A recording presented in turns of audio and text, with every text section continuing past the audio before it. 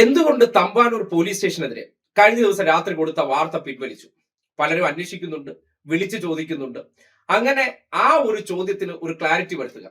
വാർത്ത ഫേക്ക് ആണെന്ന് അറിഞ്ഞതുകൊണ്ട്, അല്ലെങ്കിൽ ആ വാർത്ത ആദ്യമായി റിപ്പോർട്ട് ചെയ്ത് കണ്ടത്, അല്ലെങ്കിൽ ആ വാർത്ത പ്രത്യക്ഷപ്പെട്ടത് പ്രസാദ് നൂറനാട് എന്ന് പറയുന്ന ഒരു അക്കൗണ്ടിലാണ് എന്റെ ശ്രദ്ധയിൽ അത് പെടുന്നത്.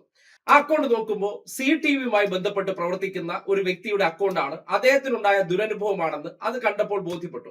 സ്വാഭാവികമായിട്ടും അദ്ദേഹം പറഞ്ഞ കാര്യങ്ങൾ വെച്ചിട്ട് ഏതൊരു വ്യക്തിക്കും പെട്ടെന്ന് കാണുമ്പോൾ പോലീസ് ഒരു കുടുംബത്തോട് കാണിച്ച അതിക്രമമാണ്. അതായത് തമ്പാനൂർ ബസ് സ്റ്റേഷനടുത്ത് ഇദ്ദേഹം വണ്ടി നിർത്തുന്നു, അച്ഛനും അമ്മയും ഇദ്ദേഹം അടുത്തെത്തിയതേ ഉള്ളൂ. അത് വിളിക്കാൻ വേണ്ടി നിർത്തിയ സമയത്ത് പോലീസ് ഉദ്യോഗസ്ഥൻ അകത്ത് കയറി ഇരിക്കുന്ന ദൃശ്യമുണ്ട്. പിന്നീട് ഇവരെ തമ്പാനൂർ സ്റ്റേഷനിലേക്ക് കൊണ്ടുപോകുന്നു എന്നതാണ് അവിടെ വെച്ചുള്ള അദ്ദേഹത്തിന്റെ ബ്രീഫിംഗും പുറത്തേക്ക് വന്നിട്ടുണ്ട്. ഈ വോയിസ് ഓവറിന്റെ അടിസ്ഥാനത്തിലാണ് ആ വിഷയവുമായി ബന്ധപ്പെട്ട് ഒരു കുടുംബത്തിനുണ്ടായ ദുരനുഭവം എന്നുള്ള നിലയ്ക്ക് ഇന്നലെ ആ വാർത്ത ചെയ്തത്.